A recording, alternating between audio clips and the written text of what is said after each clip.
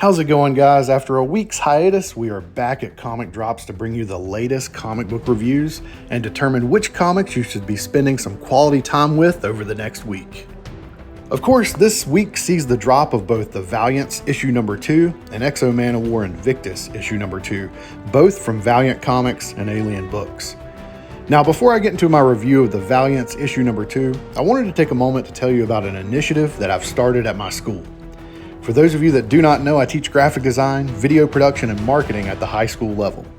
One of the classes I teach is directly related to print media and the Adobe Suite. The capstone project for this class involves students self-publishing a graphic novel. And here's where you guys come in. We are trying to spread the goodness of comic books in high schools in the area, and we're raising money to make this happen.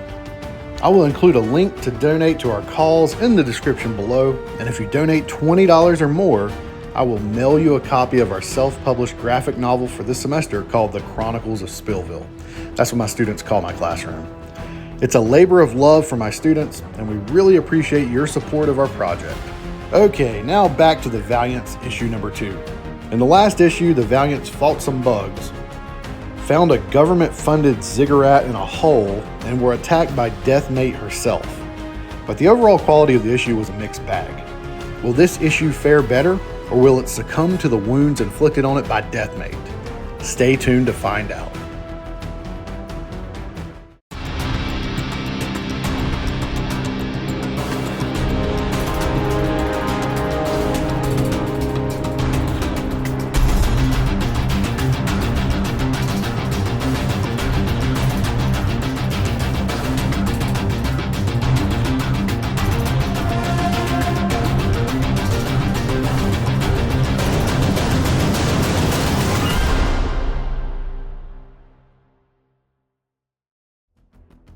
Okay, let's talk about the story of the Valiants issue number 2.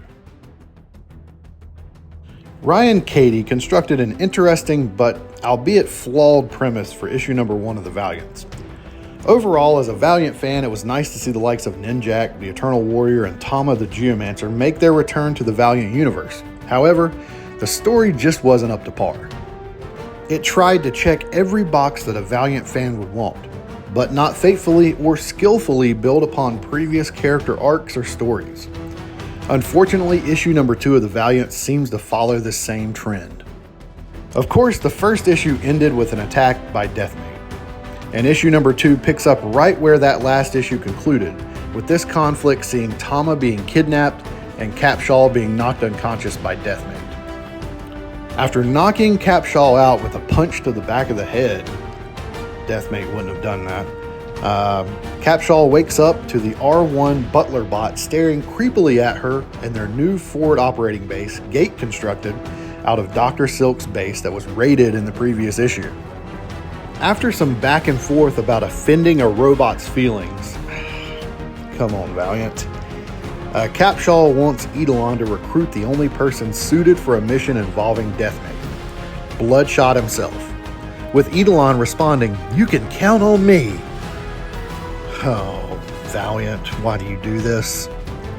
Now, for those not up to speed, Deathmate is Kay McHenry, who was once a Geomancer and semi-love interest of Bloodshot's in the Valiant Limited Series, and later on in events in Bloodshot Reborn. Kay McHenry was killed by the immortal enemy and then resurrected by Project Rising Spirit using nanites during the Bloodshot Island story arc. That was an amazing story arc, by the way. Anyways, instead of Capshaw calling Bloodshot to let him know that we're coming out to discuss this mission, they just let Eidolon paratroop out of a helicopter over the super secret house and location where Bloodshot's entire family is supposedly hiding out. Bloodshot and I had the same reaction to seeing Eidolon. Now our location's been compromised. You moron. One thing that I don't get at this point is that Bloodshot is supposed to be fighting New Blood according to Bloodshot Unleashed Reloaded issue number 3. However, based on this book, he's just lounging around the house watching TV with his family. The discrepancies with the continuity here is glaring, and a plot hole this big can't be overlooked by fans. Now, you could say that these series are occurring at different times, but that's a convenient excuse for the reader. I don't buy it.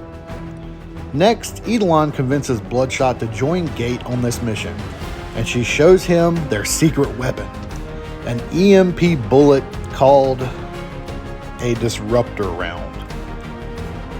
How original, Valiant. How original. Ugh.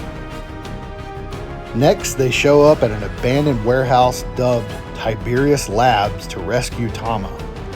We also learn the motivations of Deathmate here as well. She wants to rid her body of the nanites to become human again and then become the Geomancer again.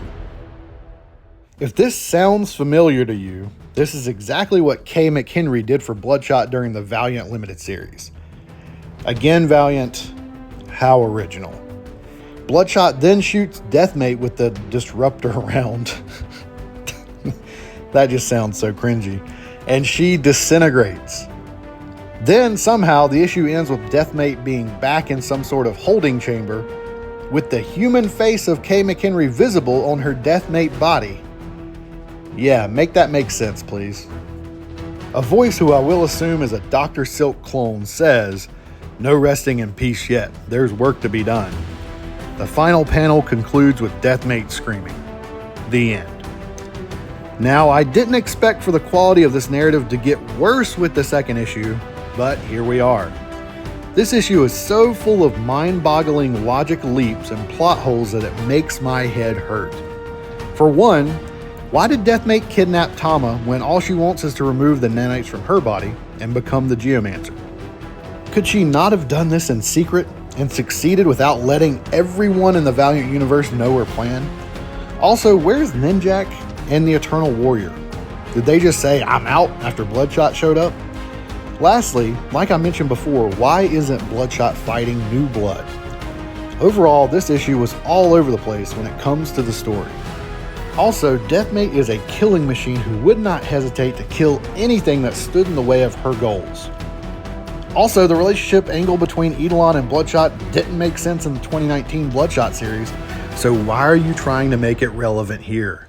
I was willing to give Ryan Cady a chance here, but this series is quickly becoming another example of why not to read Valiant at the moment. I mean, really, Valiant, I'm on your side. I want to say good things about your comics, but it pains me to see such low-quality writing on this series that's supposed to help Valiant make a resurgence. I don't get it. This is your team-up book. Give it the attention it deserves. I feel like you're just checking boxes for the fans at this point.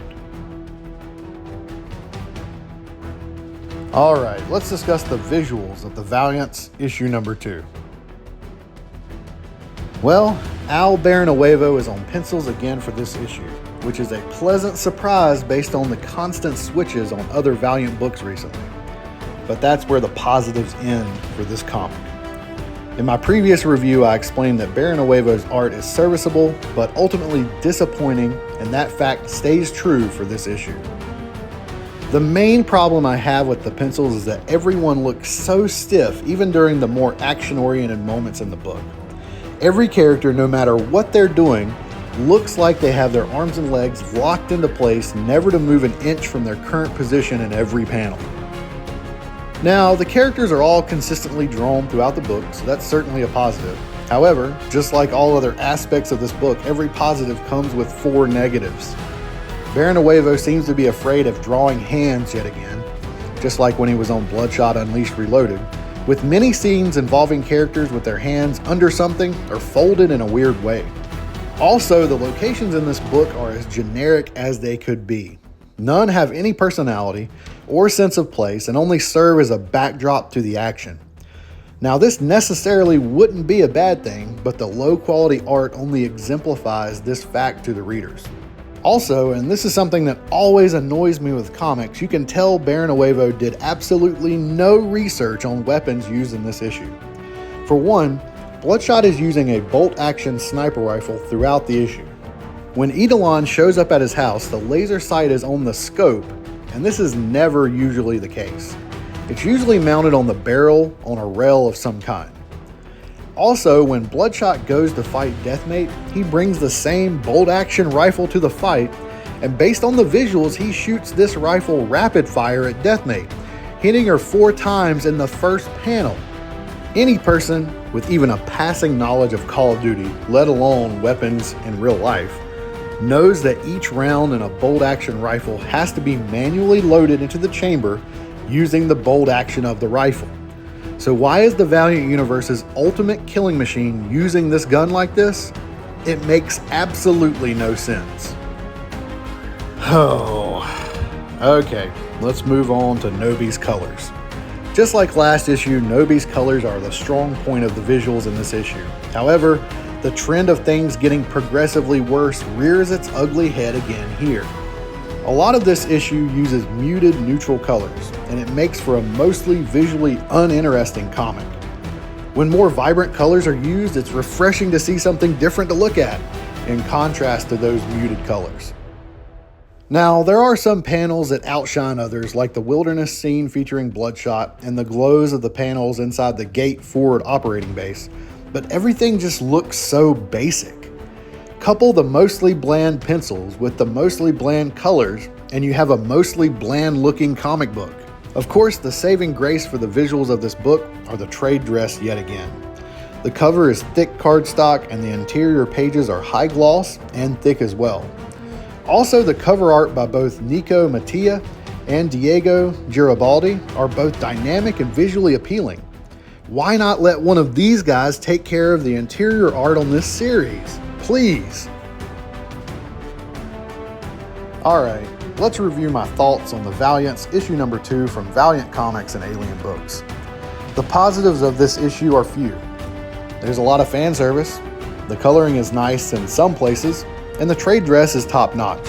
The cons, however, are numerous, including the story is full of illogical leaps and plot holes, the art is as basic as it gets, the characters all look stiff, the colors are bland for the most part, and the story and characters do not live up to their potential.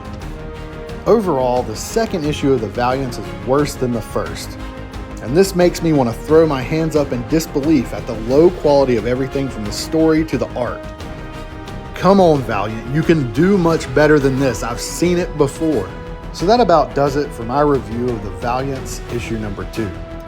Thanks for tuning in to today's review, and if you're interested in donating to my class, remember there is a link in the description below. Thank you for watching, and don't forget to like, subscribe, and let me know what you think of the latest issue of the Valiants. Check your pull lists, and I'll see you in the next one where we'll discuss Exo Manowar Invictus issue number 2.